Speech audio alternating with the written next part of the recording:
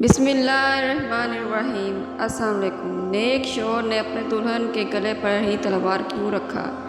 एक बहुत नेक आदमी अपनी शादी के बाद दुल्हन को लेकर अपने घर लौट रहा था। रास्ते में दरिया अबूर करना पड़ता था।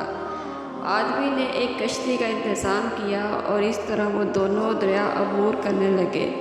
कश्ती जब बीच दरिया पहुंची ही थी कि दरिया में तूफ़ान आ गया। इस सूरत हाल में दुल्हन का खौफ से बुरा हाल हो गया, लेकिन आदमी ऐसे इत्मीनान से बैठा रहा जैसे कुछ गैर मामूली नहीं हो रहा हो।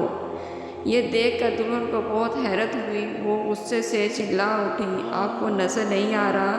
तूफ़ान कश्ती को डुबोने लगा है, हमारी मौत सर पे है और आप इत्मीनान से बैठे हैं। ये सुनते ही खावंद ने अपनी तलवार म्यान से निकाली और दुल्हन की शाह रख दी। दुल्हन ये देखकर हंस पड़ी और बोली, ये कैसा मजाक है? खावंद ने पूछा कि आप अभी मौत से खौफज़दा नहीं हो रही हो? क्या आपको नहीं लग रहा कि मैं आपका गला काट दूंगा? ये सुनकर बीवी बोली, मुझे आप और आपकी मोहब्बत पर एतमाद है। मुझे मुकम्मल पता है आप मुझसे बेइंतहा मोहब्बत करते हैं और ये तलवार आपके हाथ में है तो आप क्या कोई और मुझे भी नुकसान नहीं पहुंचा सकता।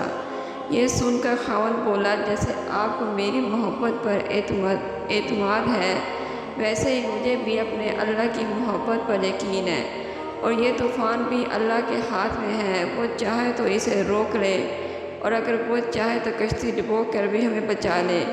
याद रखो, अल्लाह जो भी फैसला करता है वो हमारे हक़ में बेहतरीन होता है। अगर आपको आज की ये कहानी पसंद आई है तो मेरे चैनल को लाजमी सब्सक्राइब कर दीजिएगा, वीडियो को शेयर कर दीजिएगा। मिलेंगे एक न्यू वीडियो में। अल्लाह।